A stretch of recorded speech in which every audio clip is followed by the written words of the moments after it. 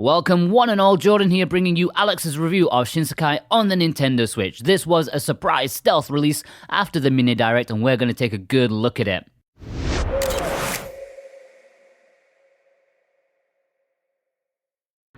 Wait, what is this? An indie game from Capcom. Yes, ladies and gentlemen, the other day Capcom dropped this cute little undersea adventure on us, and I'm here today to tell you if it's worth your hard-earned time and money. We all know Capcom from their high-budget games with high-budget graphics like Resident Evil, Devil May Cry, Monster Hunter, and so on, but this time they decided to purposefully take an indie approach to development, to give their beloved fans something new and different. And who knows, maybe they too need to kick back for a change. Set in a post-apocalyptic world where a new ice age has forced humanity to live underwater, a lone diver is going about his daily life in peace. But it turns out that the sea cannot protect mankind from the cold winter forever. And so one day, thick ice masses forces our hero to flee from his home, forcing him to go explore for resources and perhaps even other surviving humans, all the while navigating even further down the watery unknown to survive himself. During your adventures, you will discover the last remains of humanity and through rough story panels, the history of how our demise came about. The game holds your hand a lot at the beginning, easing you into the adventure and pausing every time it wants to tell you about a new crucial mechanic, making it very beginner friendly. Trust me, you're gonna need all the help you can get, as these waters can be devilishly punishing if you get too careless. You move left and right with the left analog stick as you would, jump with B, and do an air burst by tapping B again while mid-air, though this consumes oxygen. And if you need to navigate over large gaps or up steep cliff sides, you can push the analog stick up or diagonally to propel yourself with the air from your air tanks, which of course consumes air as well. At the start of the game, you only have one, but you quickly pick up more that also serves as your health. And as you go along and collect materials, you'll be able to upgrade your suit and hold more.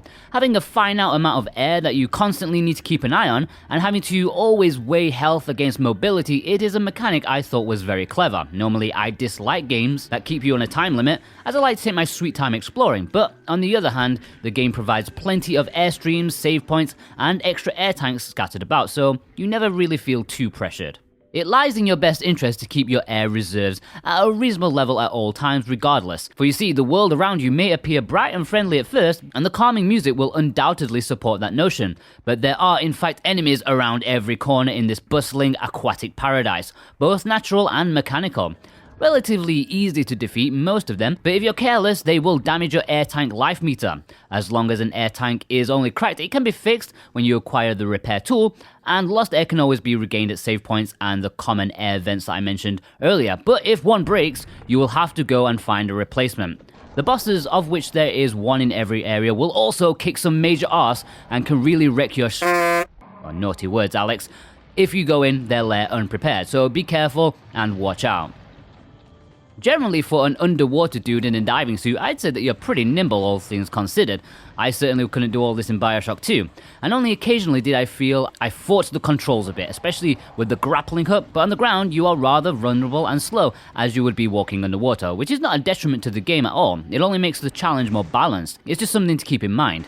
Aside from repairing your air tanks, you also unlock other tools to, for example, fill your tanks with air on the go and getting unlimited grip power for a limited time when you need to scale walls or climb on monkey bars. But all these are consumable, and you therefore need to keep collecting resources to create more via the item menu. Things like stamina, climbing speed, reduction of air consumption, as well as thruster speed can all be upgraded in conjunction with these consumables. I mentioned before that the whole journey is about going deeper and deeper into the unknown, and also here the upgrade system comes into play. See, not only is the ever-approaching ice dangerous to traverse for long periods of time, but so is the red water. Clear water you can freely explore, but red water, which will always be found at the bottom of your current area, is too high pressure for you to dive into. Doing so unprepared will kill you quicker than you can say mac and cheese. You therefore need to use your sensor and flashlight to uncover secret excavation spots where you'll find valuable minerals that can be used not only to craft weapons, repair kits, and other useful stuff, but also upgrade your diver suit, allowing you to traverse further down the abyss. It actually reminds me a lot of Metroid 2 in that regard, especially when you get a certain companion later on. The game in general is essentially one big underwater Metroidvania. At first it seems rather linear and enclosed, but after you defeat the first boss you find an underwater facility where you discover a submarine that looks awfully familiar if you know about the works of a certain Jules Verne. You board it, and from here on out the game opens up immensely, as the sub can shatter ice with its drill, traverse through high pressured waters, and is more or less invincible. After all the stuff you just went through to acquire it, taking your new toy for a ride seems like a godsend. And while it is an effective means of transportation, you will eventually have to disembark when you get to certain areas or passages that are too small, or when you need to excavate resources or perhaps investigate certain objects or constructions. When you disembark it, you are still connected to it via a cord, and as long as you are, you can swim freely around with unlimited air, making exploration a cinch. But the cord, while long, is limited, so you may have to disconnect yourself every now and again.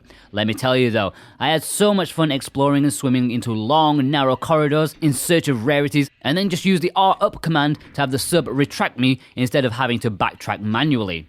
That said though, while the sub is a nice vehicle, it is ultimately just your mode of transportation between areas, and this world is enormous, almost overwhelmingly so.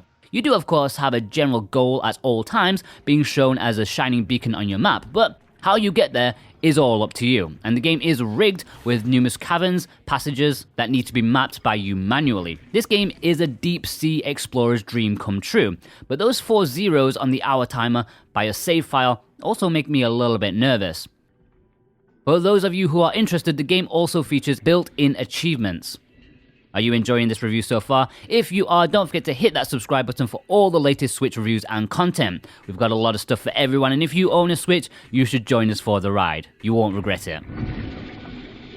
In terms of audio, the music is idyllic throughout and creates a peaceful atmosphere in conjunction with the pretty underwater visuals. This is hugely complemented by your typical underwater sounds like air bubbles leaking out from the sea floor, fish swimming, as well as other exotic life, and your own heavy footsteps as you clumsily trot ahead. At first it may not sound it, but the soundtrack is very varied and knows when to be ambient, mysterious, dangerous, and euphoric. Capcom really outdid themselves on the sound in this game, and nowhere was that more apparent to me personally than after you acquire the Nautilus and navigate through a series of dark, narrow caves, after which you end up in a big, bright open space where you are free to explore. I literally lost my breath at how beautiful the music was in conjunction with the colourful visuals.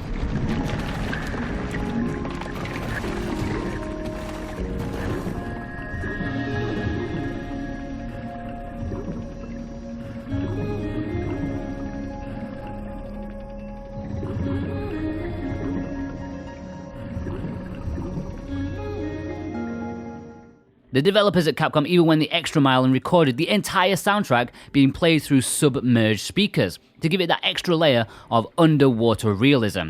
And when you boot up the game, it highly recommends you play the game with headphones on, so please do so. When I sorted through the footage for this review on my computer while wearing my gamer headset, I was downright amazed at how good it sounded, and few games can lay claim to impress me like this. In terms of visuals and presentation, as mentioned in the opening, Capcom decided to go the indie route on this game, meaning we aren't getting a sexy ripped anime boy or photorealism here, but honestly this game doesn't need that. What we get instead is a charming underwater adventure with graphics and models that are at the same time a bit rough around the edges, but immensely beautiful. Capcom Japan has done a stellar job at making this submerged world come to life with their use of colour and textures.